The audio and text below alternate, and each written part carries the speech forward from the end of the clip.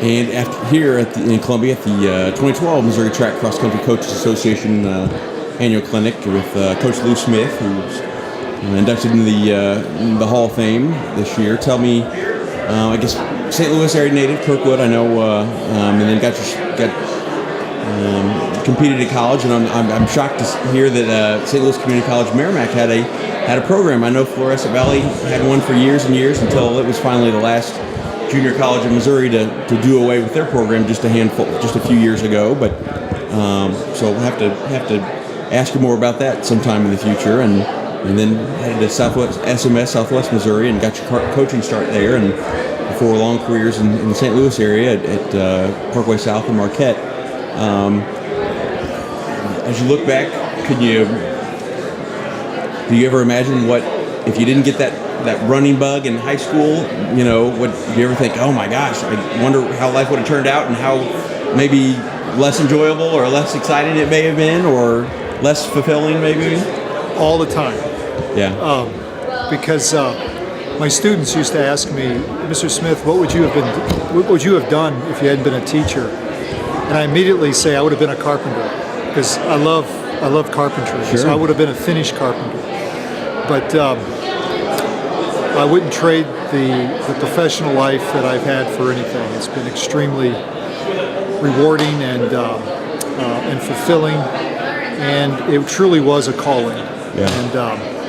And there were tough times in it. There were days when I couldn't wait for retirement, and that's just normal. You go through the ups and downs, but the bottom line is you just love cross country, love track, and I love the kind of people that it attracts. Yeah. It's just a beautiful sport. Right. And you talked a lot about just the relationships with your athletes and even the fellow coaches that's meant so much to you. And the more and more I experienced, the sport and am around it and the people that it's involved, I just appreciate more and more the relationships and the people that are involved, kind of like what you just mentioned. And because I feel like I never really reached my potential or even close to it as a high schooler, or even as for a short time in college. And but I mean, so who knows? Your career could go out the window as athletics, but you've got these relationships that these personal values and teachings that you take with you throughout your life. That's really a lifelong impact. And just tell me about being a kind of an influence. And I'm sure there are thousands of kids out there that are appreciative of the time and energy you've spent. Tell me what that's been like to be able to give back, and even if it's just this tiny influence, have some kind of impact on people's lives like that. Well, one thing with coaching girls, you get a lot of feedback. Yeah. They like to write, and they write from their heart. Mm-hmm. Coaching boys, probably you don't get as much of that as a they're probably going to either listen to you or they're just going to shut you out, and then you won't see them again. Different dynamic. Yeah. And the girls, they let you know, and they let you know when things aren't going well either. But as you're working through the years, that you are making an impact. Because you get a lot of feedback from them, and it makes it a very special thing. You got to be really careful, right? Because you can break a heart in a hurry, and we all have. Yeah. Never intentionally, but sure. You just can't keep from that happening. But many more long and lasting relationships. You get emails from kids. Well, they're not kids anymore. They're married. They got children of their own, and they still remember, and you're still part of their lives. And also, just the friends that I have made, just personally, lifelong friends, have all been through cross country and track. Right. And I can't imagine my life without these men and women in there. And I'm just very blessed. And I've been given much more than I've given. And so it really means a lot. Yeah. And if you feel like going into it, and if you prefer not to, help, no problem. But I know, hearing for years, the Jeff City girls would go off to this Vicky Reeves meet, whatever that was, and the guys would go off to Lee Summit or wherever. Just talk to, and really not knowing her story very much until a few years ago, and just talk to what kind of an impact did, having an athlete with an illness like that, and who knew, and then her time was over way too soon. How obviously that affected you, and what did you learn from that, and how tough was that navigating that as a coach with young people? The first thing is that you realize priorities. Right. As a young coach, I was very gung-ho. I was full of passion, full of fire, and you get tempered very quickly, and you get brought back down to earth on what's important and what isn't. And Vicky was very special in that if you did not know that she was in this battle, you wouldn't know she was in the battle. Right. She never ever used it as an excuse for anything. Actually, she would be angry many times when she couldn't do things the way she wanted them.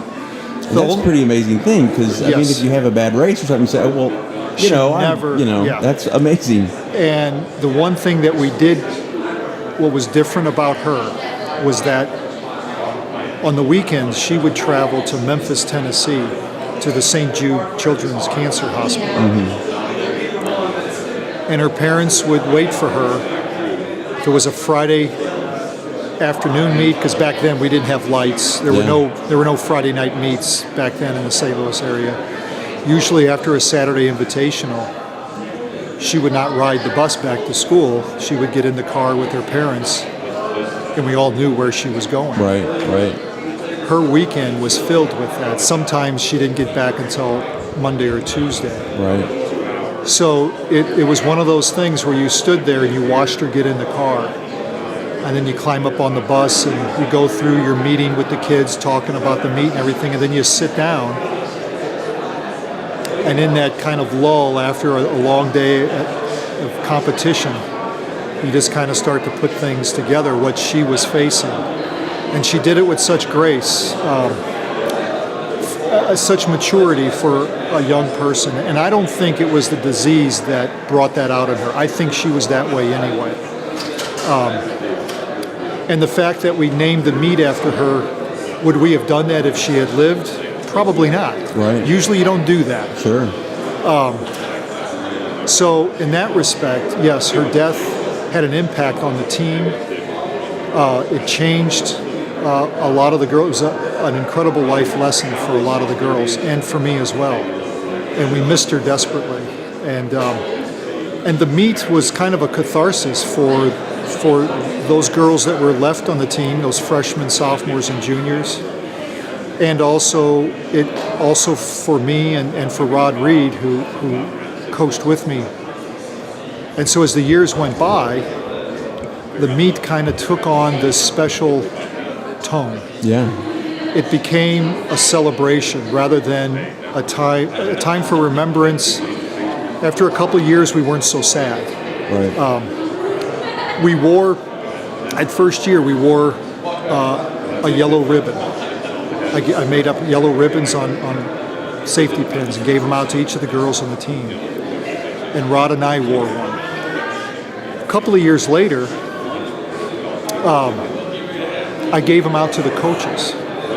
I said, "Coaches, I'd like for you to wear one of these," and to the officials. And then one of the girls said, "Why don't we just give them out to everybody?" Yeah. And this young lady was a freshman, ran on the same mile relay with Vicky. And she said, "I think Vicky would want everybody to have that." Right. And I said, "Beautiful idea." I said, "But I'm going to need help." So I told the girls that I brought in all this ribbon, all these safety. We made up hundreds, put them in Ziploc bags. And at the beginning of the meet, girls would just spread out and just start handing them out to everybody. That started that tradition. And I would see these ribbons on uniforms all throughout the St. Louis area. At the state meet, not one official ever said anything about that ribbon on, like it was illegal or something. Because they're very picky about all the all those Uniform rules and everything. Right. And I would see those, and there were girls that would wear, like if they were a senior and they ran in the meet as a freshman, they would have all 4 ribbons on their uniforms.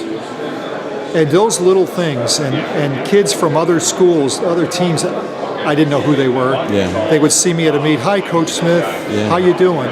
Well, I'm doing great, hon. It just touched my heart so much.